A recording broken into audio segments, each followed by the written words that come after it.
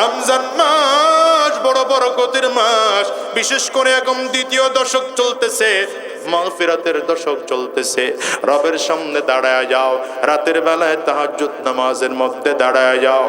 দেখো তো তুমি জানো রমজান ছাড়া অন্যান্য মাসগুলোতে অন্যান্য রাতে আমার আল্লাহ তাআলা রাতের শেষ ভাগে এসে বান্দাকে ডাকতে থাকেন, কিন্তু রমজান মাসে সূর্য ডুবে যাওয়ার সাথে সাথে আমার আল্লাহ তাআলা তার গোলামদেরকে ডেকে ডেকে বলতে থাকেন, আলা মিন মুস্তাগফিরিন ফাগফির লা, আলা মিন মুস্তারজিকিন ফারজুকা, আলা মুবতালিন ফাউআফিয়া।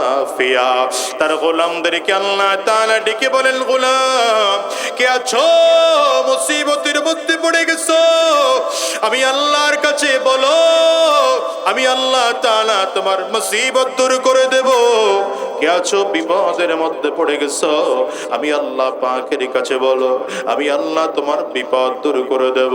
কে আছো রিজিকের অভাবের মধ্যে পড়ে গেছো, আমি আল্লাহ পাকের কাছে বলো, আমি আল্লাহ তোমার রিজিকের অভাব দূর করে দেব।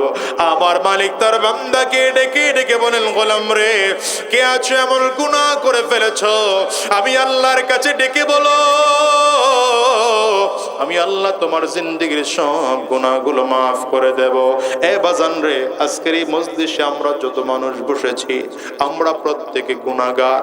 আমাদের জীবনে এমন কেউ নাই যে জীবনে গুনাহ করি নাই।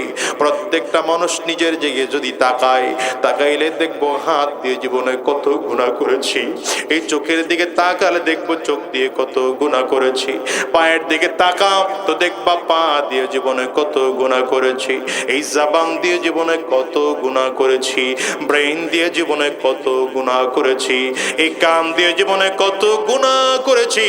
গুনাহ নিয়ে মালিকের সামনে দাঁড়ানো যাবে না, গুনাহ নিয়ে আমার মালিকের সামনে দাঁড়ানো যাবে না। কিয়ামতের ময়দানে যদি গুনাহগার আমার মালিকের সামনে দাঁড়ায় যায়, গুনাহগার তাকিয়ে দেখবে সূর্য মাথার মুড়োমাত উপরে দেখা যায়, মাথার মগজগুলো সূর্যের তাপে টকবক টকবক করে ফুটতে থাকবে। মানুষগুলো যখন কিয়ামতের ময়দানে দাঁড়াবে, গুনাহগারের সামনে তাকায় দেখবে জমিনটা তামার দেখা যায়, ডান দিক থেকে জাহান্নামের আগুন ঘুরিম ঘুরিম আওয়াজ দিয়ে দিয়ে সামনের দিকে আগায়। গুনাহগার তাকিয়ে দেখবে বাম দিক থেকে জাহান্নামের আগুন ঘুরিম ঘুরিম আওয়াজ করে করে করে করে সামনের দিকে আগায়, পেছন দিক থেকেও জাহান্নামের আগুন সামনের দিকে আগায়, সামনের দিক থেকেও জাহান্নামের আগুন। গুনাহগার তাকিয়ে দেখে দেখে পাগল হয়ে যাবে, কোথায় যাবে হুঁশ হারায় ফেলবে, কেউ কাউকে চিনবে না, বাবা মা তার সন্তানকে চিনবে না। রব্বি কারীম বলেন, ইয়াউমা ইয়াফিরুল মারউ মিন আখিহি ওয়া উম্মিহি ওয়া আবিহি ওয়া সাহিবাতিহি ওয়া বানিহি। রব্বি কারীম বলেন সেই দিনকার পরিস্থিতি এত ভয়ঙ্কর হবে, ভাই তার ভাইকে চিনবে না, বাবা মা তার সন্তানকে চিনবে না, বাবা মা তার সন্তানকে চিনবে না, বন্ধু তার বন্ধুকে চিনবে না, স্বামী তার স্ত্রীকে চিনবে না, স্ত্রী তার স্বামীকে চিনবে না। ও কলিজার টুকরো যুবক, আজকের এই ময়দানটার মধ্যে যারা এসেছো, হিসাব মিলায় দেখো দুনিয়াটা কয়দিনের বলো, আজ আছি আগামীকাল দুনিয়ায় থাকবো এমন কোনো গ্যারান্টি নাই, ঠিক না বেঠিক? জোরে আওয়াজ। বরঞ্চ দুনিয়া আসার সিরিয়াল আছে বাবা, যাবার সিরিয়াল নাই। এই দুনিয়া আসার সময় আগে দাদা আসে, তারপরে বাবা আসে, তারপরে সন্তান আসে। যাওয়ার সময় মনে হয় দাদা দুনিয়া থাকে, নাতি জমিন থেকে বিদায় হয়, বাবা দুনিয়া থাকে, সন্তান জমিন থেকে বিদায় হয়। এমন হয় কি হয় না? একটু আওয়াজ করে চিল্লায় বলুন। আজকের ময়দানটার দিকেও যদি তাকালে দেখবা কত মানুষ আছে বাবা জমিন থেকে বিদায় হয়ে গেল, কত মানুষ এমন আছে যাদের মা জমিন থেকে বিদায় হয়ে গেল। আজকে এই মোনাজাত করে বাসায় গেলে হয়তো বাবা তোমরা বাসায় গিয়ে দরজায় টোকা দিলে তোমাদের মা দরজা খুলবে। আমি আজাদি একজন মা হারা সন্তান, আমি বাসায় গিয়ে দরজার মধ্যে টোকা দিলে আমার মা দরজা খুলবে না।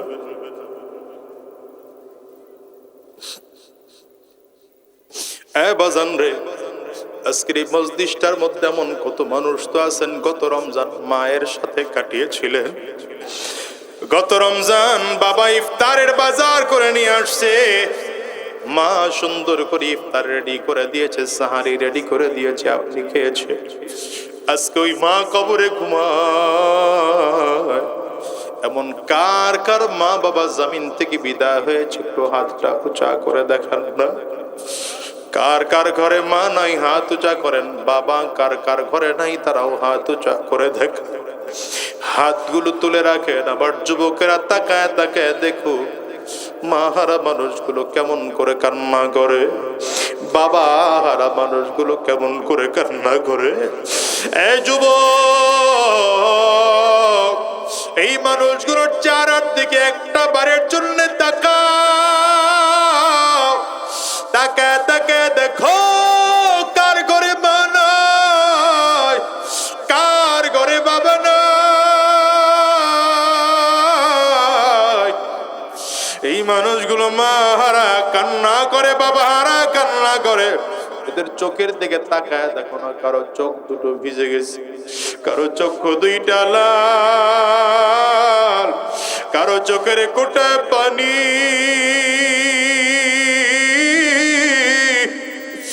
এদের কাছে বলো মা কি জিনিস, বাবা কি জিনিস, এরা লক্ষ কোটি টাকার বিনিময়ে যদি পাওয়ার ব্যবস্থা থাকতো, মনে হয় যেন এরা মা বাবাকে খুঁজে নিত।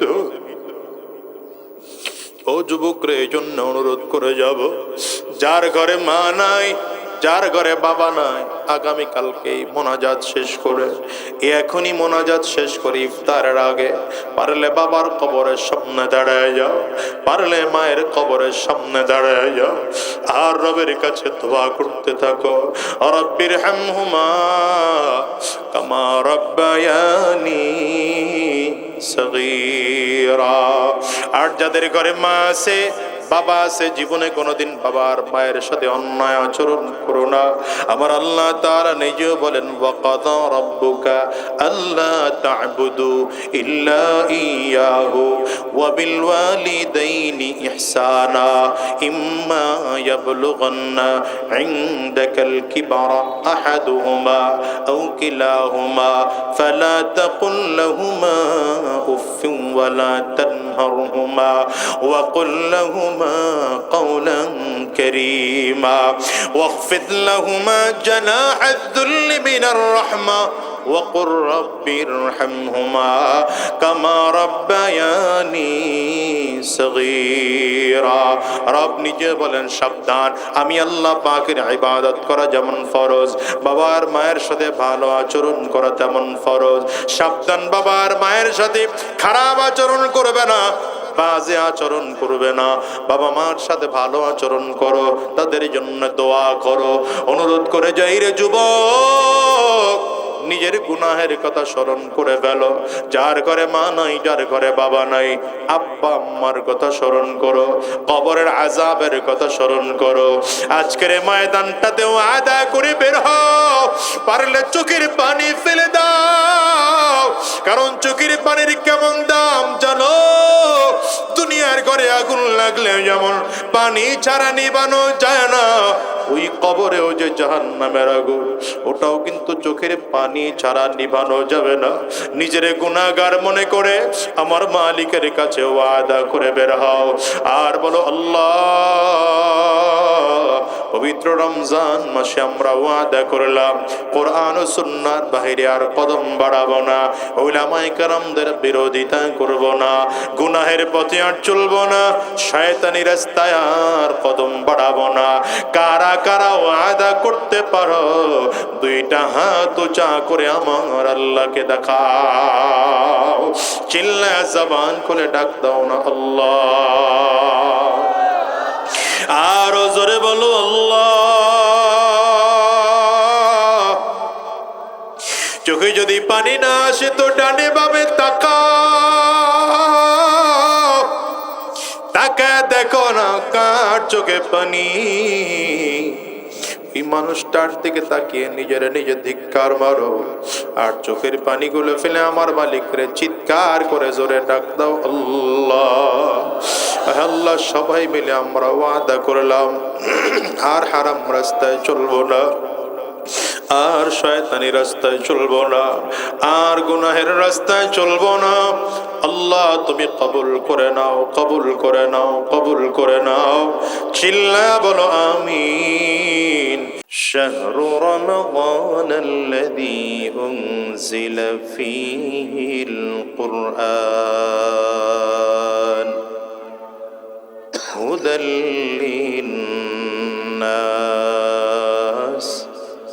وبينات من الهدى والفرقان.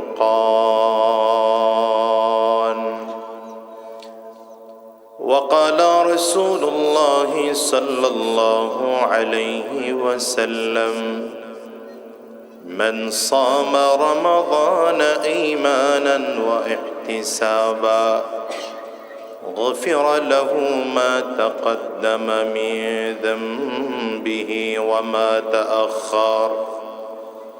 صدق الله العظيم وصدق رسوله النبي الكريم ونحن على ذلك من الشاهدين والشاكرين والحمد لله رب العالمين. سبحانك لا علم لنا إلا ما علمتنا إنك أنت العليم الحكيم. رب اشرح لي صدري ويسر لي أمري واحلل عقدة من لساني يفقه قولي. আমি যে আয়াতে কারিমা তিলাওয়াত করেছি, আল্লাহ রাব্বুল আলামিন রমজান মাসের পরিচয় এই আয়াতের মাধ্যমে করিয়ে দিচ্ছেন। আল্লাহ তাআলা রমজান মাসের পরিচয় দিচ্ছেন শাহরু রমাদান আল্লাযী উনজিলা ফীহিল কুরআন। পবিত্র রমজান মাসকে আল্লাহ তাআলা কোরআন দিয়ে পরিচয় করিয়ে দিলেন।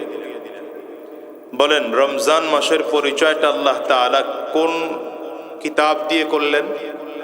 কোরআন দিয়ে। একটু জোরে বলতে হবে। বাবা তুমি মোবাইল নামাও। বাচ্চা মানুষ, তুমি মোবাইল হাতে নিয়েছো কেন? তোমার মোবাইল নেওয়ার বয়স হয় নাই, মোবাইল ধরবা না। বাচ্চাদের মোবাইল দেওয়া নিষেধ, এটা করবেন না। বাচ্চাদের ক্ষতি হয়। কি ক্ষতি হয় তাও বলবো, এখন তো আজ আরেক দিকে দিয়ে দিলে। বাচ্চাদের আমাদের যে চোখটা, এই চোখটা পানির উপরে ভাসে, এটা জানেন কি না? চোখটা আলাদা সেট করা না, আল্লাহ তাআলা কুদরতি ভাবে পানির উপরে সেট করেছেন, এই জন্য চোখ নড়ে চড়ে, নাড়াতেও কষ্ট হয় না। বাচ্চাদের মোবাইল, বাচ্চাদের চোখ অনেক বেশি দুর্বল থাকে, মানে এটা খুব তাজা কিন্তু ছোট, দুর্বল। এটাতে যখন মোবাইলের স্ক্রিনের এই আলোগুলো পড়ে তখন চোখের পানি শুকিয়ে যায় এবং আস্তে আস্তে এই বাচ্চারা দেখতে কম দেখতে শুরু করে। জন্য এই শত্রুতা অন্তত বাচ্চাদের সাথে কেউ করবেন না। আপনার বাচ্চাকে মোহাব্বত করেন, ভালোবাসেন, ওরে খেলতে দেন, মাঠে ময়দানে খেলবে, ক্রিকেট খেলুক, ফুটবল খেলুক বসে বসে, বুঝতেছেন কথা? কিন্তু মোবাইল টিপবে না। কুরআনুল কারীমের মাধ্যমে আল্লাহ তাআলা রমজান মাসের পরিচয় করালেন। রমজানের অনেক পরিচয়। রমজান মাসে রোজা আছে, এটা একটা রমজানের পরিচয়। রমজানে তারাবি আছে, এটা রমজানের পরিচয়। রমজানে ইফতার আছে, এটা রমজানের পরিচয়। রমজানে সাহারি আছে, এটাও রমজানের পরিচয়। কিন্তু আল্লাহ তাআলা রমজানকে কোরআন দিয়ে পরিচয় করালেন কেন? রমজানকে কোরআন দিয়ে পরিচয় করার কারণ হচ্ছে আল্লাহ বুঝাইলেন কোরআন যেমন দামি, কোরআনুল করিম রমজানে নাজিল হওয়ার কারণে রমজান মাসও দামি হয়ে গেছে। এজন্য আল্লাহ তাআলা বলেন শাহরু রমাদান আল্লাযী উনজিলা ফীহিল কুরআন। রমজান মাস হলো সেই মাস যে মাসে কোরআনুল করিম নাজিল হয়েছে। এবার আরো খেয়াল করেন, ওলামায়ে কেরাম সহজে ভালো বুঝবেন। আলোচনা চলতেছে রমজান মাসের। এই আয়াতের মধ্যে আল্লাহ তাআলা আলোচনা শুরু করেছেন কিসের? রমজান মাসের। যখন কোরআনের কথা এসেছে এই আয়াতের পরের অংশে আল্লাহ তাআলা রমজান বাদ দিয়ে কোরআন নিয়ে আলোচনা শুরু করলেন। হুদাল লিন্নাস ওয়া বাইয়িনাতিম মিনাল হুদা ওয়াল ফুরকান। আল্লাহ তাআলা এখন কোরআনের পরিচয় করিয়ে দিচ্ছেন যে কোরআন আল্লাহ তাআলা কেন জমিনে নাজিল করলেন। এটা মানুষকে জান্নাতের পথ দেখায়, ঈমানের পথ দেখায়, তাকওয়ার পথ দেখায়, হিদায়াতের পথ দেখায়। তার মানে আল্লাহ তাআলা বুঝালেন কোরআনুল কারীম রমজান মাসে নাজিল হওয়ার কারণে রমজান মাসের দাম বেড়ে গেছে। 12টা মাস আল্লাহ তাআলা দিয়েছেন, 12 মাসের মধ্যে সব থেকে দামি মাস হলো রমজান মাস। বলেন তো 12 মাসের মধ্যে সব থেকে দামি মাস কোনটা? আরো জোরে বলেন। রমজান মাস হলো দামি মাস। রমজান মাসটা দামি হলো কেন? এক কথায় জবাব, রমজান মাস দামি হওয়ার কারণ এই মাসে কোরআনুল কারীম নাজিল হয়েছে। বলেন রমজান মাসটা দামি হলো কেন? বলে না, সবাই বলে না, আমার ছাত্র ভালো না, বলেন সবাই বলেন। রমজান মাস দামি হলো কেন? এই মাসে কোরআন নাজিল হয়েছে। রমজান মাসের মধ্যে একটা রাত আছে, যে রাতটা 1000 মাসের থেকে উত্তম। কত মাসের থেকে উত্তম? আল্লাহ তাআলা নিজেই বলেন লাইলাতুল কদরি খায়রুম মিন আলফি শাহর। লাইলাতুল কদরি খায়রুম মিন আলফি শাহর তানাজ্জালুল মালাইকাতু ওয়ার রূহু ফিহা বিইذনি রাব্বিহিম মিন কুল্লি আমর সালামুন হিয়া হাত্তা মাতলাইল ফজর। রব্বি কারীম বলেন রমজান মাসে একটা রাত আছে, যেই রাতটা 1000 মাসের থেকে উত্তম। যেই মাসে আল্লাহ পাক সব ফেরেশতাদেরকে জমিনের মধ্যে পাঠিয়ে দেন। ফেরেশতাদের সাথে জিবরিল আমিনও থাকেন। এই ফেরেশতারা জমিনে নেমে নেমে ফজর পর্যন্ত গোটা জাতির জন্য শান্তির জন্য দোয়া করে। এই রাতটাও কোন রাত? সেই রাতের পরিচয়টা আল্লাহ তাআলা করিয়ে দিচ্ছে। এই রমজান মাসের একটা রাত 1000 রাতের থেকে, 1000 মাসের থেকে উত্তম। এই রাতের পরিচয় আল্লাহ তাআলা করিয়ে দিলেন। এই রাতটা কোন রাত? আল্লাহ নিজে বলেন ইন্না আনজালনাহু ফি লাইলাতিল কদর। এই কদরের রাতটা, এই রাতেও কোরআনুল কারীম নাজিল হয়েছে। তার মানে কোরআনের কারণে একটা রাতের দাম বেড়ে গেল 1000 মাসের থেকে বেশি। কোরআনুল কারীম নাজিল হওয়ার কারণে একটা মাসের দাম বেড়ে গেল। কোরআনুল কারীম যেই ফেরেশতার মাধ্যমে আল্লাহ তাআলা জমিনে পৌঁছালেন, সেই ফেরেশতাও গোটা ফেরেশতাদের সরদার ফেরেশতা জিবরিল আলাইহিস সালাতু ওয়াস সালাম। কোরআনুল কারীম যার উপরে নাজিল হয়েছে সেই নবী গোটা নবীদের মধ্যে দামি নবী, যার উপাধি হলেন ইমামুল আম্বিয়া, ইমামুল মুরসালিন, সাইয়্যিদুল আম্বিয়া, সাইয়্যিদুল মুরসালিন। কোরআনুল কারীম যিনি নাজিল করেছেন তার পরিচয় হলো মালিকাল মুলক, সকল বাদশাহের বাদশাহ, রাজার রাজা, বাদশার বাদশাহ। তাহলে কোরআনুল কারীম যিনি নাজিল করেছেন সেই আল্লাহ তাআলা সব থেকে ক্ষমতাওয়ালা।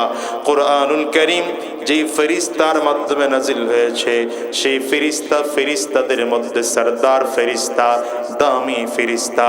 কোরআনুল কারীম যেই নবীর উপরে নাজিল হয়েছে সেই নবী সকল নবীদের মধ্যে দামি নবী। কোরআনুল কারীম যে রাতে নাজিল হয়েছে সেই রাতটা গোটা রাতের মধ্যে সব থেকে দামি রাত। কোরআনুল কারীম যেই মাসে নাজিল হয়েছে সেই মাসটা 12 মাসের মধ্যে সব থেকে দামি মাস। এবার এই কোরআন যদি দুনিয়ার কোন মানুষ তাদের নিজের জীবনে বাস্তবায়ন করতে পারে, সেই মানুষটা গোটা দুনিয়ার মধ্যে দামি মানুষ হবে। ওই ওই মানুষটার দামও গোটা দুনিয়ার সবার থেকে বেশি হবে। আমাদের দাম নাই কেন এই সমাজে? গোটা পৃথিবীতে মুসলমানদের সংখ্যা 200 কোটির উপরে। এত মুসলমান থাকার পরেও মুসলমানদের সম্মান কেন নাই? মুসলমান কেন নির্যাতিত? মুসলমান কেন নিপীড়িত? মুসলমান কেন নিষ্পেষিত?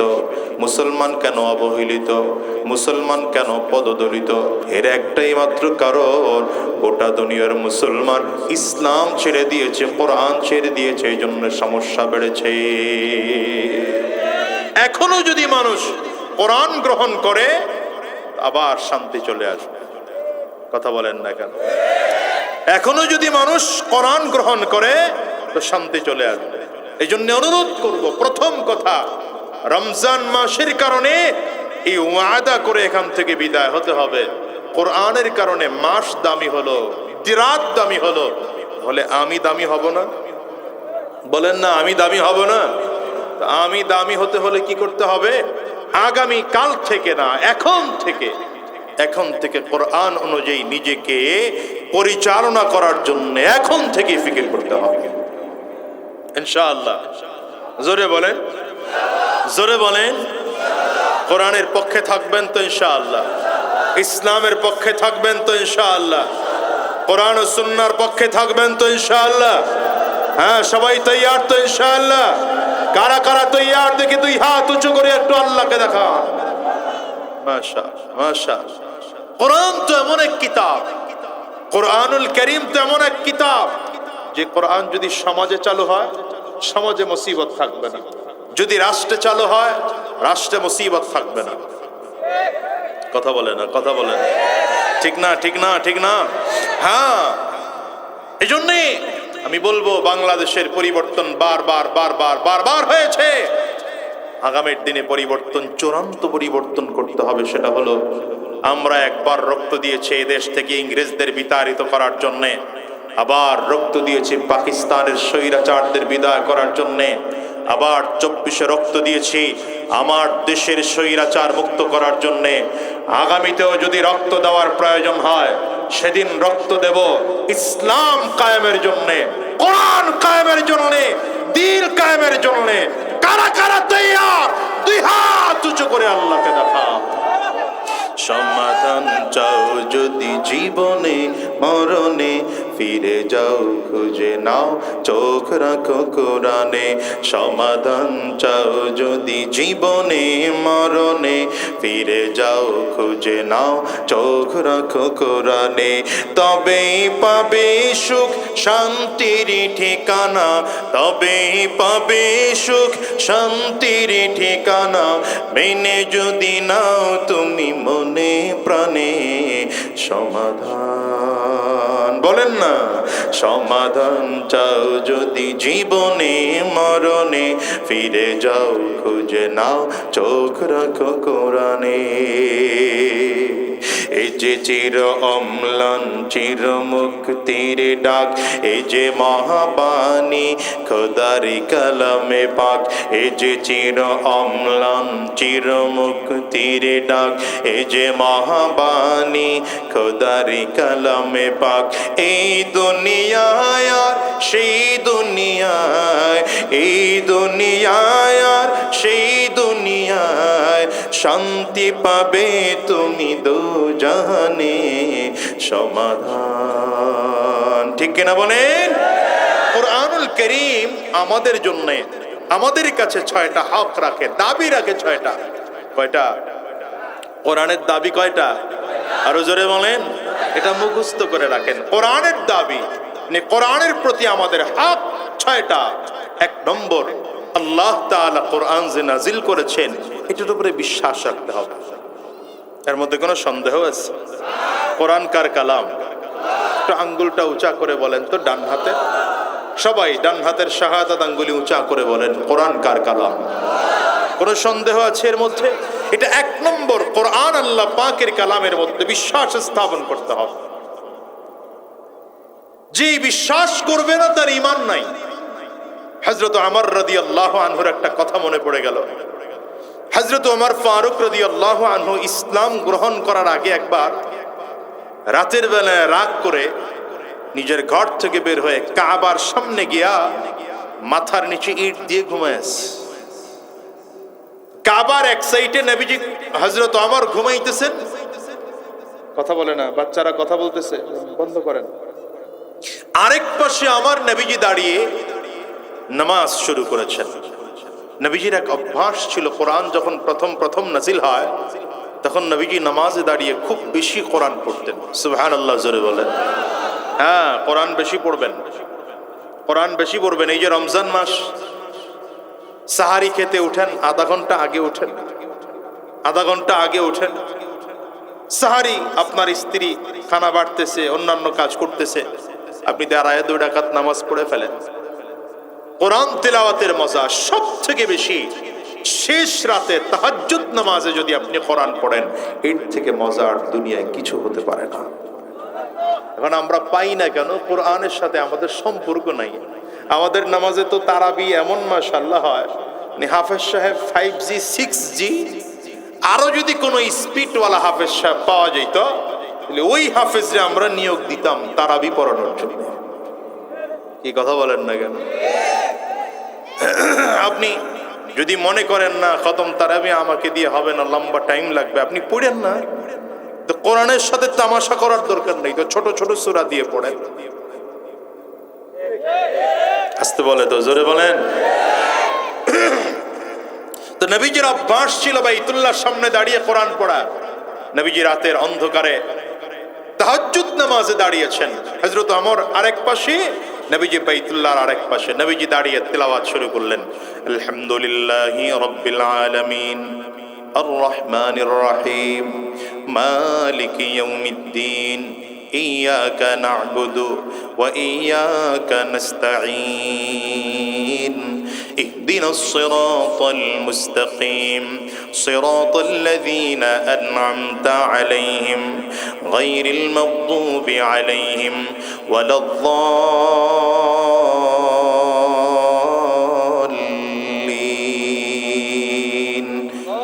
সূরা ফাতিহা শেষ করে এবার আমার নবী কোরআনুল কারীমের সূরাতুল হাক্কা তিলাওয়াত শুরু করলেন। আল হাক্কা মাল হাক্কা ওয়া মা আদরাকা মাল হাক্কা কাযাবাত সামুদ ওয়া আদুম বিল কারিআ। রাহমাতুল লিল আলামিন নামাজের মধ্যে দাঁড়িয়ে দাঁড়িয়ে চমৎকার করে অন্তরায় অন্তরায় মিলিয়ে, মিশ্রায় মিশ্রায় মিলিয়ে, পঙ্ক্তিতে পঙ্ক্তিতে মিলিয়ে কোরআনুল কারীমের আয়াত তিলাওয়াত করতে শুরু করেছেন। নবীজির কণ্ঠের তিলাওয়াত শুনে হযরত ওমরের ঘুম ভেঙে গেল। ঘুম ভেঙে যাওয়ার পরে চিন্তা করলেন, কি ব্যাপার? মুহাম্মদ জানতাম লিখতেও জানে না, মুহাম্মদ জানতাম পড়তেও জানে না, তবে এত সুন্দর করে মিলা মিলা কবিতার মতো করে মুহাম্মদ নামাজে দাঁড়ায় কেমন করে কবিতা পড়ে? কারণটা কোথায়? পুরো কোরআন দেখবেন, আয়াত শুনলে মনে হয় যেন এক একটার সাথে আরেকটা কত সুন্দর করে মিলানো, ঠিক না? ছোট্ট সূরা সূরাতুল কাউসারও যদি পড়ি তাহলে দেখবেন এখানে মিলানো মিলানো আছে, ঠিক না? ইন্না পড়েন না, পড়েন না একটু। ইন্না আ'তাইনাকাল কাউসার, ইন্না আ'তাইনাকাল কাউসার ফাসাল্লি লিরাব্বিকা। পড়েন পড়েন পড়েন। ফাসাল্লি লিরাব্বিকা ওয়ানহার ইন্না শানিআকা হুয়াল আবতার। মিলানো আছে না? কুল আউযু বিরাব্বিল ফালাক মিন শাররি মা খালাক ওয়া মিন শাররি গাসিকিন ইযা ওয়াকাব ওয়া মিন শাররি নাফাসাতি ফিল উকাদ ওয়া মিন শাররি হাসিদিন ইযা হাসাদ। একটার সাথে আরেকটা মিলানো। কুল হুয়াল্লাহু আহাদ আল্লাহুস সামাদ লাম ইয়ালিদ ওয়া লাম ইউলাদ ওয়া লাম ইয়াকুল লাহু কুফুয়ান আহাদ। হযরত আমার শুনতেছেন নবীজির কণ্ঠের তিলাওয়াত। তিলাওয়াত শুনে শুনে চিন্তা করেন, মুহাম্মদ জানতাম, লিখতেও জানে না, পড়তেও জানে না। এত সুন্দর করে মুহাম্মদ কেমন করে কবিতা পড়ে। হযরত ওমর মনে মনে চিন্তা করেন, মনে হয় মুহাম্মদ গোপনে কোনো কবির কাছে গিয়া গিয়া ট্রেনিং দিয়ে দিয়ে সেই কবির ভাষাগুলো নকল করে করে মুহাম্মদ পড়ে। চিল্লায় জোরে বলেন না নাউযুবিল্লাহ। হযরত ওমর তখনও কালিমা পড়ে মুসলমান হন নাই। এই চিন্তা তার মধ্যে আসা স্বাভাবিক। মুহাম্মদ কোন কবির ভাষা পড়তেছে নাকি? চিন্তা করছেন কোথায়? কথা বলেন। মনে মনে কারো কাছে বলছেন? জোরে বলছেন? তো নবীজির জবান থেকে আল্লাহ তাআলা এমন একটা আয়াত বের করে দিলেন, আয়াত বের হওয়ার সাথে সাথে যেন হযরত ওমরের প্রশ্নের উত্তর হয়ে গেছে। আরো জোরে বলেন না, আওয়াজ দিয়ে চিল্লায় বলেন না। নবীজি নামাজে দাঁড়িয়ে পড়লেন, ওয়ামা হুয়া বিকাউলি শাইর কালিলাম মা তুমিনুন। মনে হয় যেন আল্লাহ তাআলা নিজেই ডাক দিলাম, এ ওমর, মনে মনে চিন্তা করো, মুহাম্মদ নামাজের মধ্যে দাঁড়িয়ে দাঁড়িয়ে কি পড়ে? মনে হয় দুনিয়ার কোন কবির ভাষা নকল করে করে পড়তেছে। না না আমর রে, না না, আমার নবী যা যা তিলাওয়াত করে এটা দুনিয়ার কোন কবির ভাষা নয়। হযরত ওমরের চিন্তা আরো বেড়ে গেল। ঘটনা কি? চিন্তা করলাম মনে মনে, মুহাম্মদ নামাজে দাঁড়িয়ে প্রশ্নের উত্তর দিয়ে দিল, তাহলে মুহাম্মদ মনে হয় গণক। এটা একটা ভাষা, গালি ছিল আর কি। আমার নবীকে মক্কার কাফিররা এই কিছু গালি দিত। কেউ তো বলতো পাগল, কেউ বলতো জাদুকর, কেউ বলতো গণক, কেউ ছিল কবি। এগুলো গালি ছিল আমার নবীর ব্যাপারে। দেখেন না এখনো হুজুরদের গালি দেয়। আমার কথা বলে না, একদল আছে না হুজুরদের দেখলেই গালি দেয়। গালি দিয়ে লাভ কি বাবা? আলেমদেরকে গালি দিয়েন না, বরঞ্চ আলেমদের ভুল থাকলে পারলে ধরায় দেন। আর যদি না থাকে তাহলে আলেমদের কাছে আসেন, নিজের জীবনটা পরিবর্তন করেন, কাজে লাগবে। আসতে বলে তো, জোরে বলেন। হযরত ওমর মনে মনে চিন্তা করতেছেন, তাইলে মুহাম্মদ মনে হয় গণক, নয়তো আমার মনের কথা মুহাম্মদ বলল কেমন করে? নবীজি আবার আরেকটা আয়াত পড়েছেন, এমন এক আয়াত যে আয়াত পড়ার সাথে সাথে এই প্রশ্নের উত্তর হয়ে গেছে। ওয়ালা বিকাউলি কাহিন কালিলাম মা তাযাক্কারুন। মনে হয় যেন আমার আল্লাহ তাআলা ডেকে বলে, আরে ওমর, নামাজের মধ্যে দাঁড়িয়ে আমার হাবিব দুনিয়ার কোন কবির ভাষা তো নয়, এমনকি দুনিয়ার কোনো গণকের ভাষাও বলে না। হযরত ওমর মনে মনে চিন্তা করেন, তাইলে আমি আরো টেনশনে পড়ে গেলাম। তাহলে আমার মুহাম্মদ নামাজের মধ্যে দাঁড়িয়ে যা যা তিলাওয়াত করে, এই তিলাওয়াতকৃত আয়াতগুলো, কালামগুলো কে নাজিল করেছে, কার নাজিল কৃত?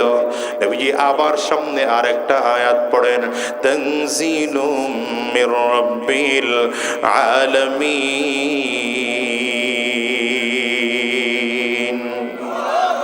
আল্লাহ তাআলা নিজেই জবাব দিচ্ছেন, আমার হাবিব নামাজের মধ্যে দাঁড়িয়ে যা যা তিলাওয়াত করে এটা দুনিয়ার কোনো কবির ভাষাও না, দুনিয়ার কোনো গণকের ভাষাও না। আমর রে, আমার হাবিবের উপরে নাজিলকৃত এই কোরআন আমি আল্লাহ নিজে নাজিল করেছি। হযরত ওমরের মনে মনে এবার চতুর্থ প্রশ্ন, তাইলে মনে হয় মুহাম্মদ নিজের থেকে কিছু কথা বানায় বানায় কোরআনের মধ্যে দিয়ে চালিয়ে দেয়। কিছু কথা আল্লাহ পাকের, কিছু কথা মনে হয় মুহাম্মদের। আল্লাহ তাআলা আবার আয়াত নাজিল করে আমার নবীর জবান থেকে আবার সুন্দর করে কথা বের করে দেয়, ওয়ালাউ তাকাওয়ালা আলাইনা বা'দাল আকাবিল লাআখাযনা মিনহু বিল ইয়ামিন সুম্মা লাকাতা'না মিনহুর ওয়াতিন। হযরত ওমরের জবাব আবার আল্লাহ তাআলা চমৎকার করে দিয়ে দেয়। আর মনে হয় যেন আল্লাহ তাআলা ডেকে বলেন, রে আমর, আমার হাবিব যদি নিজের থেকে একটা কথা বানাইয়া কোরআনের মধ্যে নিজের মতো করে চালায় দিত। আমি আল্লাহ তাআলা মুহাম্মদুর রাসূলুল্লাহর হাতকে চেপে ধরতাম আর মুহাম্মদের কণ্ঠনালীকে কেটে জমিনের মধ্যে ফেলে দিতাম। হযরত ওমর বলেন, এই আয়াতের তিলাওয়াত শোনার পরে সেদিনই আমার মনে চেয়েছে আমি কালিমা পড়ে মুসলমান হয়ে যাব, কিন্তু না, শয়তান আমাকে ধোঁকা দিয়ে ইসলাম থেকে দূরে সরিয়ে রেখেছে। কিন্তু যেদিন দেখলাম আমার বোন আর বোন জামাই কালিমা পড়ে মুসলমান হয়েছে, তাদের জবান, তাদের হাতের মধ্যে কোরআনের পৃষ্ঠা লেখা দেখলাম, আর সেখানে যখন পড়তে পড়তে পড়া শুরু করলাম, ইন্নানি আনাল্লাহ লা ইলাহা ইল্লা আনা ফা'বুদনি ওয়া আকিমিস সালাতা লিযিকরি। হযরত ওমর বলেন, এই আয়াত তিলাওয়াত শোনার পরে আর নিজেকে দেরি করে রাখতে পারলাম না, হাজির করে দিলাম নবীজির সামনে। আমার নবীর হাতে হাত দিয়ে কালিমা পড়ে হযরত ওমর মুসলমান হয়ে গেলেন। এবার আপনাদের কাছে প্রশ্ন করি, বুঝে শুনে উত্তর দেন, কোরআনুল কারীম কার কালাম? চিল্লায়ে জোরে আওয়াজ করে বলেন। আঙ্গুল উঁচা করে চিৎকার করে জোরে বলেন, কোরআন কার কালাম? কোরআনুল কারীম কে নাজিল করেছে? চিল্লায়া বলেন না। এটা কোরআনের উপরে আমাদের এক নম্বর হক। কোরআন যে আল্লাহ পাকের কালাম, এর মধ্যে কোনো সন্দেহ নাই, এটা বিশ্বাস করতে হবে। দ্বিতীয় নম্বর, কোরআনের প্রতি আমাদের হক হলো বেশি বেশি কোরআনুল কারীম তেলাওয়াত করতে হবে। যদি হাফেজে কোরআন হই তাহলে অন্তত প্রতিদিন 5 পারা তেলাওয়াত করতে হবে। যদি হাফেজে কোরআন না হই, অন্তত ভালো কোরআন পড়তে পারি তাহলে 2 পারা। যদি ভালো কোরআন পড়তে না পারি, মোটামুটি কোরআন পড়তে পারি, তাহলে অন্তত 1 পারা তেলাওয়াত করা দরকার। এই যে বললাম মুসলমান, রমজান মাস এসেছে, আপনি একটু আগে আগে ওঠেন না, তাহাজ্জুদ নামাজের মধ্যে দাঁড়ায়া হাফেজে কোরআন হলে তাহাজ্জুদ নামাজে 1 পারা তেলাওয়াত করেন। আবার সাহারি খাওয়া শেষ হয়ে গেল, এশার আপনি ফজরের নামাজ পড়ে ফেললেন, ঘুমানোর আগে আরেক পারা তেলাওয়াত করে ফেলেন। ইফতার করতে বসেছেন, দুনিয়ার কথাবার্তা বাদ দিয়ে 1 পারা তেলাওয়াত করেন। আবার তারাবি নামাজের মধ্যে দাঁড়িয়ে আরেক পারা তেলাওয়াত করেন। এমন করে আপনি যদি প্রতিদিন 3, 4, 5 পারা করে তেলাওয়াত করতে পারেন, রমজান মাস শেষ হয়ে যাবে, আপনার 2, 4, 5 খতম কোরআন পড়া হয়ে যাবে। আমাদের দেশে কোরআন তেলাওয়াত নাই। যুবকদের মোবাইলে খুঁজলে দেখবেন সবগুলো গান ডাউনলোড করা। আমার কথা কয় না? সবার মোবাইল গুলো খুঁজলে দেখবেন ইউটিউবের মধ্যে সার্চ করলে কোরআন তেলাওয়াতের সার্চ পাওয়া যায় না। মাঝে মাঝে হামদ শুনবে, নাচ শুনবে, এগুলোর খবর নাই। যুবকরা খালি বসে আছে একের পর এক কোন গান নতুন আসতেছে। কথা কয় না? বাংলা কোনটা নতুন বের হলো, হিন্দি কোন গানটা নতুন বের হলো, ইংলিশ কোন গানটা নতুন বের হলো। যুবকরা এটা ভালো বুঝে। কোন খেলোয়াড়ের খেলা কেমন এটাও যুবকরা ভালো বুঝে, কোন খেলোয়াড়ের পোশাক কেমন এটাও যুবকরা ভালো বুঝে। কিন্তু যুবক, তোমার মোবাইলে কোরআন নাই, এটা আফসোস হওয়ার কথা। মুসলমানের মোবাইলে কোরআন থাকবে না, এটা হতে পারে নাকি? কথা কন না? আশ্চর্যের কথা শুনলেন না? আশ্চর্যের কথা শুনলেন। মুসলমান একদিনও, মাসের মধ্যে একদিন কোরআন ধরে না, এটা হতে পারে না। মুসলমান প্রতিদিন কোরআন পড়বে। কি কথা বলেন না কেন? কিছু কোরআন পড়ো, মাঝে মাঝে হাদিস পড়ো, মাঝে মাঝে আলেমদের বয়ান শোনো, ভালো ভালো মুফাসসিরদের বয়ান শোনো। সময় আছে তো মাঝে মাঝে হামদ শোনো, নাচ শোনো, দিল নরম হবে। গান শোনো না, গান শোনো না। যত বেশি গান শুনবা কলিজা নষ্ট হয়ে যাবে। জোরে বলেন ঠিক না? হ্যাঁ, কত চমৎকার চমৎকার গান আছে, কত চমৎকার গজল আছে মিয়া। উর্দু গজল আছে, বাংলা আছে, এগুলো শোনো না বৈশা বৈশা। কোরআন তেলাওয়াত রাখো না তোমার মোবাইলে। নাই তো? আবার যুবকদেরকে বলবো আছে এগুলো? নাই, খুঁজলে দেখে নাই। এখানে যে যুবকরা, এরা তো মাশাআল্লাহ ভালো, এই জন্য টুকটাক 2-4 জন পাবেন। সমাজের যেই যুবকের সাথে হুজুরের সম্পর্ক নাই, ওদের অবস্থা কত মারাত্মক। আপনাদের আওয়াজে আমি সন্তুষ্ট না। জোরে বলেন। কোরআন তেলাওয়াতে মজা নাই? আপনি দাঁড়ান না আপনার ইমামের পেছনে, দেখবেন একরকম মজা। এখান থেকে আপনি একটু শহরে যাবেন, এটা কিশোরগঞ্জের মুখে শোনা নিকলি, আপনি নিকলি প্রবারে চলে যাবেন, ইমাম সাহেবের পেছনে নামাজ পড়বেন, তিলাওয়াতে আরেক রকম মজা। একই সূরা ফাতিহা, একই সূরা ফাতিহা, কি তিলাওয়াতে মজা আছে না? সেখান থেকে আপনি যদি ভৈরব যান, তিলাওয়াতে আরেক মজা। ঢাকায় যাবেন, তিলাওয়াতে আরেক মজা। নরসিংদী যাবেন, তিলাওয়াতে আরেক মজা। ঢাকার এক এক মসজিদে নামাজ পড়বেন, এক এক মসজিদের তিলাওয়াতে এক এক রকম মজা। যদি আল্লাহ তাআলা আপনাকে মদিনাতুল মুনাওয়ারায় যাওয়ার তৌফিক দেয়, ইমাম সাহেবের পেছনে দাঁড়িয়ে নামাজ পড়বেন, আরেক মজা। বাইতুল্লাহ যদি আল্লাহ কোনোদিন যাওয়ার তৌফিক দেয়, তো কাবার ইমাম শেখ আব্দুর রহমান আস-সুদাইসের পেছনে নামাজ পড়বেন, মনে হয় যেন আসমান থেকে এখনই আল্লাহ তাআলা আয়াত নাযিল করতেছেন। যুবক, কি দিয়ে তোমারে বুঝাবো বলো? কোন ভাষায় বললে তুমি বুঝবা আমি জানি না। তো কোরআন তিলাওয়াতের মজা তুমি পাও নাই। আর কিছু মানুষ এমন আছে, কাবার কাছে যাও না, গিয়ে দেখো কাবার সামনে রেখে কোরআন পড়তেছে আর চোখের পানি ফেলে ফেলে কাঁদতেছে, ঘন্টার পর ঘন্টা দাঁড়িয়ে শুধু কোরআন পড়ে। আমি আমার চোখে দেখে বলতেছি, তুমি তো জীবনেও কোরআনুল কারীম ধরো না। আহারে, শেখ আব্দুর রহমান আস-সুদাইসির তিলাওয়াতে মজা নাই? হ্যাঁ, বয়স যখন ছিল আমি তো মাঝে মাঝে এটা নকল করতে পারতাম, এখন তো বয়স টয়স বাইরে গেছে গা, অত হয় না। কি মজার এক তিলাওয়াত। আলহামদুলিল্লাহি রাব্বিল আলামিন আর রহমানির রহিম মালিকি ইয়াউমিদ্দিন ইয়্যাকা না'বুদু ওয়া ইয়্যাকা নাস্তাঈন ইহদিনাস সিরাতাল মুস্তাকিম صراط الذين أنعمت عليهم غير المغضوب عليهم ولا الضالين।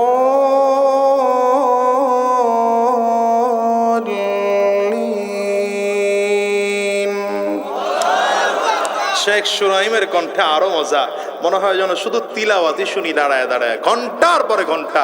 এই যদি সাধ্য কারো থাকে, রমজান মাসে একবার কাবাতে যাবেন, রমজান মাসে গিয়ে পারলে কাবা অথবা মদিনায় গিয়ে ইতিকাফ করবেন।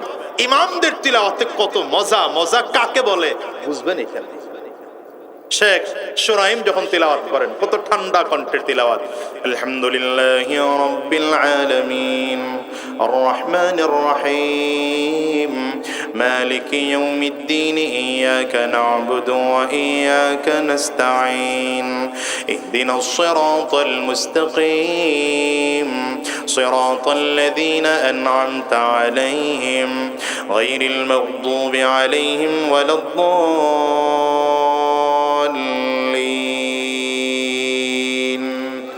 আল্লাহু আকবার চিল্লায় জবান খুলে বলা যায় না? যুবকদেরকে বলবো, এগুলো পড়ো, কাজে লাগবে, কাজে লাগবে। তোমার জীবনে আছেটা কি বলো? পুঁজি কি রবের সামনে নিয়ে দাঁড়াই বা কি? আল্লাহর সামনে যদি তিলাওয়াত নিয়ে দাঁড়াইতে না পারো, ভালো আমল দিয়ে যদি দাঁড়াইতে না পারো, রবের সামনে একদিন দাঁড়াতে হবে না হবে না? তাহলে কোরআনের প্রতি আমাদের 6টা হক। দ্বিতীয় নম্বর হকের কথা বললাম, বেশি বেশি তিলাওয়াত। 3 নম্বর, শুধু কোরআন তিলাওয়াত করলেই হয় না, কোরআনের হক হলো কোরআন বুঝে পড়তে হবে। আসতে বলে কেন? যদিও কোরআন বুঝে পড়লেও সওয়াব, না বুঝে পড়লেও সওয়াব, শুধু শুনলেও সওয়াব, আরেকজন তিলাওয়াত করতেছে শুনতেছেন তাতেও সওয়াব। কি সওয়াব নাই? মান ক্বারা হারফাম মিন কিতাবিল্লাহ, নবীজি বলেন কোরআনুল কারীমের কোন একটা অক্ষর যদি কি তেলাওয়াত করে, তো আল্লাহ তাআলা তার আমলনামাতে একটা সওয়াব লিখে দেন, একটা সওয়াব নয়। নবী বলেন ওয়াল হাসানাতু আশরু আমসালিহা, হিসাব মিলায় দেখো, একটা নেকির আমলনামা তোমাকে যে দেওয়া হয়, এটা 10 গুণ বাড়িয়ে দেওয়া হয়। তার মানে কোরআনুল কারীমের একটা অক্ষর তেলাওয়াত করলাম তো আমলনামায় 10টা নেকি হয়ে গেল। নবীজি আরো ক্লিয়ার করে বলেন, আমলনামায় যে 10টা নেকি হবে, এই অক্ষর কেমন?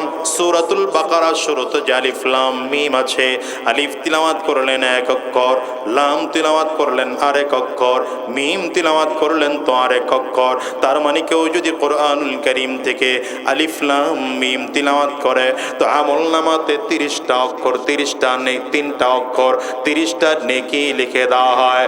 এ মুসলমান, বেশি বেশি কোরআন পড়তে হবে। 3 নম্বর কোরআনের হক হলো কোরআনুল কারীম বুঝে বুঝে পড়তে হবে। 4 নম্বর কোরআনের হক হলো কোরআন অনুযায়ী নিজের জীবন পরিচালনা করতে হবে। 5 নম্বর কোরআনের হক হলো কোরআন অনুযায়ী রাষ্ট্র পরিচালনা করতে হবে। এই জায়গাটাই যত সমস্যা। হুজুর এতক্ষণের ওয়াজ ভালো ছিল, এই ওয়াজটা ভালো লাগে নাই। কোরআন অনুযায়ী আবার রাষ্ট্র পরিচালনা করে কেমন করে? আমি বলবো কোরআন অনুযায়ী যদি রাষ্ট্র পরিচালনা করতে পারেন, খোদার কসম করে বলে গেলাম এই দেশের মধ্যে দুর্নীতি থাকবে না, চাঁদাবাজি থাকবে না, সন্ত্রাসী থাকবে না, গোটা দেশটা সুন্দর হয়ে যাবে। চিল্লায় জোরে বলেন ঠিক কিনা? কয়টা হকের কথা বললাম? 5টা। 6 নম্বর হলো বেশি বেশি কোরআনের দাওয়াত দিতে হবে। বলেন বেশি বেশি কোরআনের দাওয়াত দিতে হবে। যুবকদেরকে বলবো মুখস্থ করে যাও, কোরআনের প্রতি আমাদের হক কয়টা? 1 নম্বর কোরআনের উপরে ঈমান আনতে হবে, কোরআন যে আল্লাহ পাকের কালাম। 2 নম্বর বেশি বেশি কোরআন তিলাওয়াত। 3 নম্বর কোরআনুল কারীম বুঝে বুঝে পড়তে হবে। 4 নম্বর কোরআন অনুযায়ী নিজের জীবন গঠন করতে হবে। 5 নম্বর কোরআন অনুযায়ী রাষ্ট্র পরিচালনা করতে হবে। 6 নম্বর কোরআনের দাওয়াত বেশি বেশি দিতে হবে। এই জন্যই তো এখানে আসা। কেন আসছেন হুজুর? রোজা রেখা, রোজা রেখে এসছি, এর কারণ দাওয়াত দিতে আসছি মিয়া। আবার একজন মানুষের কথায় যদি একটা মানুষ দিনদার হয়, খোদার কসম নিজেকে এটা নাজাতের ওসিলা মনে করি। টাকার জন্য আসছি এটা মনে করেন না, কথা বলে না। আপনাদের এখানে যা দিবেন এর থেকে টাকা বেশি ঢাকায় পাওয়া যায় না, কথা বলে না। তো তো কষ্ট কম, বাসার থেকে বের হয়ে ঢাকার কোনো এক প্রোগ্রামে আসতে সময়ও কম লাগে, কষ্ট কম, মেহনত কম, টাকাও বেশি। এত দূর কেন? কারণ হচ্ছে ওই যে দ্বীনের দাওয়াত, কোরআনের দাওয়াত নবী দিয়েছেন, সাহাবী দিয়েছেন, তাবিঈন দিয়েছেন, তাবে তাবিঈন দিয়েছেন, আমাদের বড়রা দিয়েছেন, আমাদেরও দেওয়া দরকার। লাইব্রেরি থেকে, ছাপাখানা থেকে, মাদ্রাসা থেকে, মসজিদ থেকে কোরআনের কপিগুলো কালেকশন করে করে করে করে সময় বুঝে জ্বালিয়ে পুড়িয়ে ছাই করে দেওয়া। ওদের ইচ্ছা হচ্ছে এটা, কোরআন যদি জ্বালিয়ে ছাই করে দিতে পারি, একটা সময় গোটা দুনিয়ায় কোরআন নাই হয়ে যাবে। আর কোরআন যদি নাই হয়ে যায় তাহলে গোটা দুনিয়ায় মুসলমানদের অস্তিত্ব থাকবে না। আপনারা কি বলেন? কোরআন খালি পুড়িয়ে দিলেন, জ্বালিয়ে ছাই করে দিলেন, কোরআন শেষ করে দেওয়া সম্ভব? আল্লাহু আকবার। ওদের দেশ থেকে মহাভারতে এসেছে কোরআন পড়ানোর জন্য 2জন ছোটবেলার বন্ধু। একজন কোরআন পড়াতে গিয়ে খুব দ্রুতই কালিমা পড়ে মুসলমান হয়ে গিয়েছেন। 10 বছর পরে 2 বন্ধুর সাথে সাক্ষাৎ। এই বন্ধু জানে না যে এই মহাভারতে কেন, আর ওই বন্ধু জানে না এই বন্ধু মহাভারতে কেন। ডেকে বলল, বন্ধু তুমি এখানে আসছো কেন? বলে, ভাই কাউকে বলি না, তুমি যেহেতু আমার কলিজার বন্ধু, তোমাকে বলছি। আমার কাজ হচ্ছে লাইব্রেরি থেকে, ছাপাখানা থেকে, মাদ্রাসা থেকে, মসজিদ থেকে, বিভিন্ন জায়গা থেকে কোরআনের কপিগুলো কালেকশন করা। আমি এগুলো কালেকশন করে করে জ্বালিয়ে পুড়িয়ে ছাই করে দেই। চলো আমার বাসায় যাবে, বাসায় গেলেই দেখবে টাল করা কোরআন। এই বন্ধু চলে গেল কাফির বন্ধুর বাসায়, গিয়ে দেখছি ইয়া আল্লাহ, লক্ষ লক্ষ কোরআনের কপি কালেকশন করে রেখেছে, হাজার হাজার কোরআনের কপি কালেকশন করে রেখেছে। বলে এগুলো সময় বুঝে আমি জ্বালায় পড়ায় ছাই করে দেই। মুসলমান বন্ধু বলে, জ্বালায় দিলে এই কপিগুলা? আরে এই কোরআন তো কথা বলতে পারে না, এ কোরআন তো খাইতে পারে না, এ কোরআন তো দেখতে পায় না, এ কোরআন তো চলতে পারে না। কিন্তু মহাভারতে লক্ষ কোটি কোরআন এমন আছে যে কোরআন খাইতে পারে, যে কোরআন দেখতে পারে, যে কোরআন চলতে পারে, যে কোরআন কথা বলতে পারে। বলো সেই কোরআন কেমন করে পড়াই? ইহুদি বন্ধু বলে, এটা কি করে সম্ভব? খ্রিস্টান বন্ধু বলে, কি করে সম্ভব? মুসলমান বন্ধু বলে, জীবিত কোরআন দেখবা, জিন্দা কোরআন দেখবা? তো চলো। দেখানোর জন্য চলে গেল মসজিদে, মাদ্রাসায়। আপনাদের এলাকায় যে একটু আগে পুরস্কার দিলাম না, হ্যাঁ, জামালুল কোরআন মাদ্রাসা, এমন একটা মাদ্রাসায় চলে আসছে। মনে করেন মাদ্রাসায় এসে বড় হুজুরের কাছে ডেকে বলছে, হুজুর আপনার মাদ্রাসার একটা বাচ্চা দিবেন যে হাফেজে কোরআন, পুরো কোরআন যেন লুকমা ছাড়া দাঁড়িয়ে এক দাঁড়াতে শোনাতে পারে। এমন মাসুম বাচ্চা আছে না? তবে শর্ত হচ্ছে সেই বাচ্চাটা যেন নাবালেগ হয়, মাসুম হয়, যার জীবনে এখনো গুনাহ লেখা হয় নাই, যার জবানটা পবিত্র। এই পবিত্র জবান থেকে আমরা পুরো কোরআন শুনতে চাই। মাসুম এক বাচ্চা চমৎকার হাফেজ কোরআন বড় হুজুর দিয়ে দিলেন। এখন দুই বন্ধু ডেকে বলে, বাবা তুমি আমাদেরকে কোরআন শোনাতে পারবা? ছোট্ট বাচ্চাটা শর্ত দেয়, শোনাতে পারবো, কিন্তু শর্ত হচ্ছে আমি যাকে তাকে শোনাই না, আপনাদের ওযু করতে হবে, গোসল করতে হবে, পবিত্র হতে হবে, পবিত্র কাপড় পরিধান করে মসজিদে বসতে হবে। যদি আমার শর্ত মানেন তো আমি কোরআন তেলাওয়াত শোনাবো। দুই বন্ধু মুসলমানও খ্রিস্টানও দুইজন সুন্দর করে গোসল করে পাক পবিত্র হয়ে মসজিদে বসে গেল। আল্লাহর বান্দা তিলাওয়াত শুরু করেছেন। ফজরের নামাজ শেষ করে, নাস্তা শেষ করে তিলাওয়াত শুরু হলো। তিলাওয়াত চলতেছে, তিলাওয়াত চলতেছে। জোহরের আজান, জোহরের আজান দিল। তো মুসলমান বন্ধু আর হাফিজে কোরআন ছোট্ট মাসুম বাচ্চা বলে, ভাই আমরা এখন জোহরের নামাজ পড়বো, একটু বিরতি দেব, আপনি চাইলে মসজিদ থেকে বের হয়ে যেতে পারেন। খ্রিস্টান বন্ধুটা মসজিদ থেকে বের হয়ে গেছে। এই দুইজন মিলে অন্যান্য মুসল্লিদের সাথে নামাজ আদায় করেছেন। জোহরের নামাজ শেষ, খাওয়া দাওয়া করে আবার কোরআন তিলাওয়াত শুরু হয়েছে। আসরের নামাজের বিরতি, আসরের নামাজের বিরতি। খ্রিস্টান বন্ধু বের হয়ে গেল, এরা নামাজ পড়তেছে। আবার মাগরিবের আগে তিলাওয়াত, মাগরিবের আজান শুরু হলো। মাগরিবের নামাজের সময়ও খ্রিস্টান বন্ধুটা বের হয়ে যায়, এরা মিলে নামাজ পড়তেছে। আবার তিলাওয়াত শুরু, তিলাওয়াত চলতেছে, তিলাওয়াত চলতেছে। সর্বশেষ সূরা কুল আউযু বিরাব্বিন নাস মালিকিন নাস পড়েন না, কুল আউযু বিরাব্বিন নাস মালিকিন নাস ইলাহিন নাস মিন শাররিল ওয়াসওয়াসিল খান্নাস আল্লাযী ইউওয়াসওয়িসু ফি সুদুরিন নাস মিনাল জিন্নাতি ওয়ান নাস। কুরআনুল কারীমের সর্বশেষ সূরা যখন তেলাওয়াত হয়ে গেল, সর্বশেষ আয়াত তেলাওয়াত করলেন। সাদাকাল্লাহুল আযীম বলে কুরআনুল কারীম তেলাওয়াত শেষ করলেন। এমনি সময় এশার নামাজের আজান শুরু হয়ে গেল। কলিজার টুকরা ছোট মাসুম বাচ্চাটা ডেকে বলে, ভাই রে এখন আমরা এশার নামাজ পড়বো, আপনি চাইলে মসজিদ থেকে বের হয়ে যেতে পারেন, নামাজ শেষ করে আপনার সাথে আমরা কথা বলবো। কোরআন তেলাওয়াত শুনলেন, লম্বা সময় কেমন শুনলেন, কি শুনলেন তার অনুভূতি আপনার কাছ থেকে নেব। আপনি চাইলে আমার মসজিদ থেকে বের হয়ে যেতে পারেন। খ্রিস্টান বন্ধুটা এক কদম সামনে বাড়ায়, আবার পেছন দিকে তাকায়, আবার সামনে বাড়ায়, আবার পেছন দিকে তাকায়। চোখ দুটো পানি যেন জমে গেছে, গাল বেবে চোখ দিয়ে পানিগুলো জমিনের মধ্যে পড়তেছে।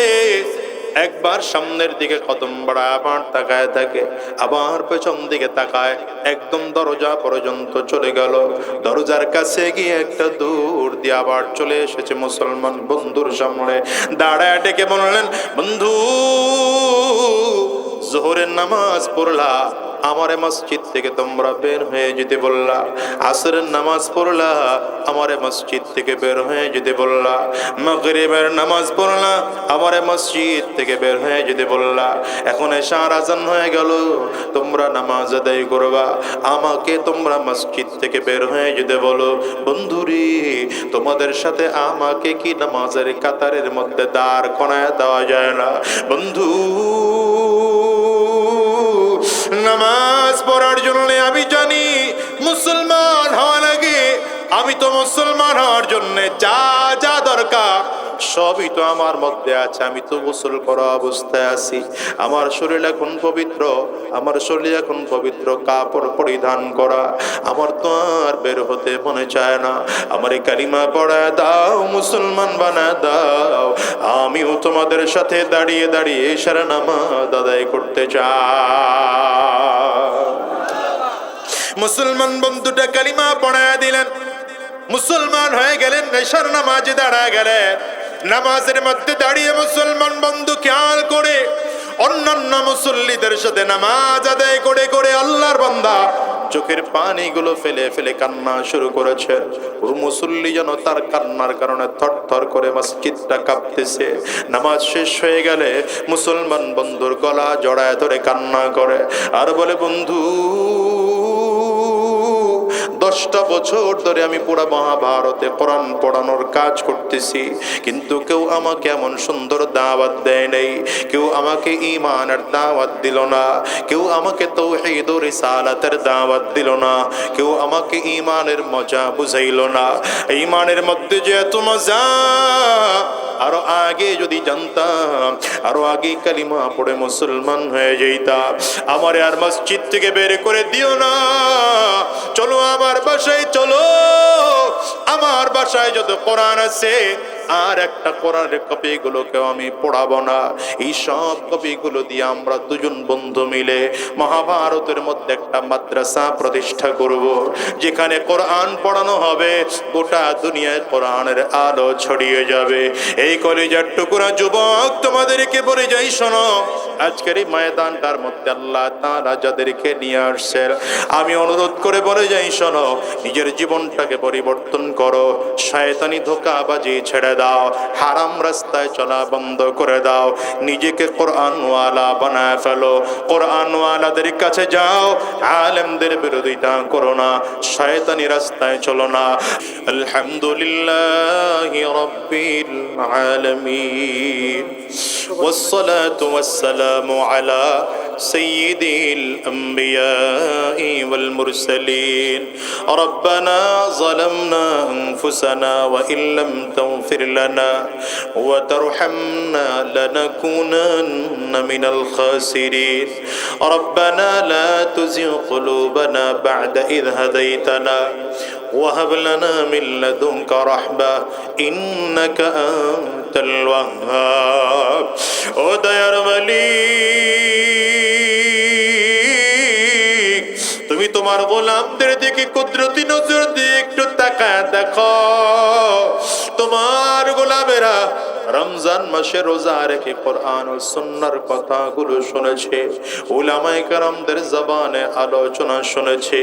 সর্বশেষ আসরের নামাজের আগ মুহূর্তে ভিক্ষুকের মতো করে আমরা দুইটা হাত বাড়াইলাম। তুমি তাকায় দেখো না, তোমার গোলামদের চোখে পানি দেখা যায়, কারো চক্ষু দুইটা লাল, কারো চোখের গোটায় পানি, কারো চক্ষু দুইটা লাল, কারো গাল বেবে পানিগুলো পড়তেছে। দয়ার আল্লাহ, জানি না মজলিসের মধ্যে কার ঘরে মা নাই, আল্লাহ জানি না কার ঘরে বাবা নাই, কার আব্বা আম্মা জমিন থেকে বিদায় অন্ধকার কবরে ঘুমায় আছেন। আল্লাহ, তুমি তোমার গোলামদের দিকে তাকায় তাকায় দেখো, মেহেরবানি করে চোখের পানির বদৌলতে আমাদের জিন্দগির গুনাহগুলো মাফ করে দাও। সকলেরই দরজা হইতে আল্লাহ ফিরিয়া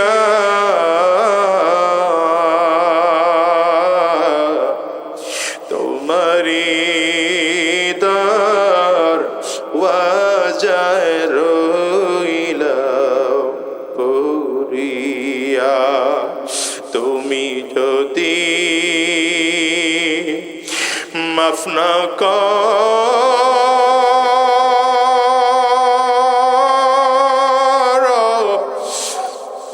তোমার বান্দারে,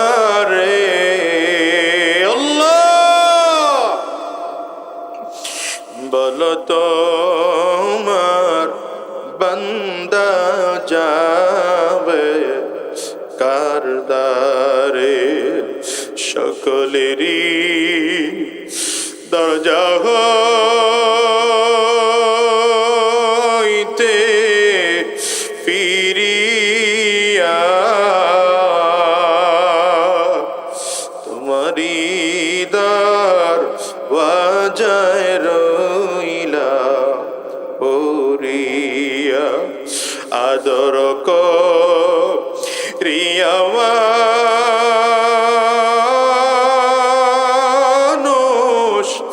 আল্লাহ বানাইয়া কেমনে দিবা জাহান্নামে ফালাইয়া। আল্লাহ তুমি তাকায় দেখো তোমার মুরব্বি দাড়ি বাঁকা বান্দারা কাঁদে, কত মাসুম বাচ্চারা কান্না করে, তোমার কত যুবক কলিজার টুকরা যুবক বান্দারা কাঁদে, পর্দার আড়ালে মা বোনরাও চোখের পানিগুলো ফেলে কান্না করে। দয়ার আল্লাহ, কার হাত খানা তোমার দরবারে পছন্দ হয়? যার হাত খানা তোমার দরবারে পছন্দ হয়, ওই হাতের ওসিলা করে জিন্দেগির গুনাহ খাতাগুলো মাফ করে দাও। এ রব্বি করিম, আজকের এই মাহফিলকেও তুমি কবুল আর মঞ্জুর করে নাও। আয় আল্লাহ, আমাদেরকে জাহান্নামের আসামির থেকে নামটা কাটায় দাও। গুনাহগার বলে আমাদেরকে তাড়িয়ে দিও না, বেঈমান বলে আমাদেরকে তাড়ায় দিও না, নাফরমান বলে তাড়ায় দিও না। আল্লাহ, আমাদেরকে দিনদার ইমানদার বলে কবুল করে নাও। আজকের ময়দানটার মধ্যে যারা হাজির, কার মনের কি চাহিদা তুমি ভালো করে জানো, প্রত্যেকের দিলের ন্যাক আশাগুলো পূরণ করে দাও।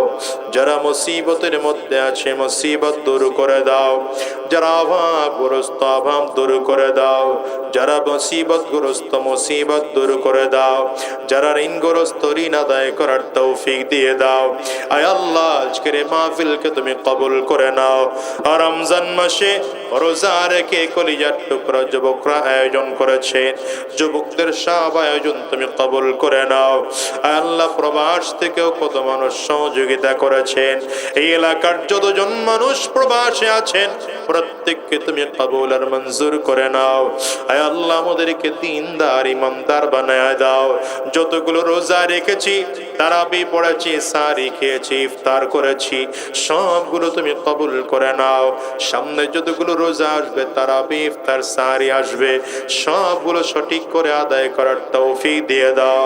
আর রমজান উপলক্ষে আমাদের জিন্দেগির গুনাহগুলো মাফ করে দাও। আয় আল্লাহ, রমজানের বরকতে কোরআনের সাথে সম্পর্ক করার তৌফিক দিয়ে দাও, উলামায়ে কেরামদের সাথে সম্পর্ক করার তৌফিক দিয়ে দাও। আয় আল্লাহ, দিনদার ইমানদার বানায় দাও। মাওলা করিম, গোটা পৃথিবীকে হেফাজত করো আল্লাহ। আয় আল্লাহ, আমাদেরকে দ্বীনের জন্য কবুল করে নাও, আমাদেরকে ইসলামের জন্য কবুল করে নাও। যতদিন এই জমিনের মধ্যে বেঁচে থাকবো, তোমার গোলামি করার তৌফিক দিয়ে দাও।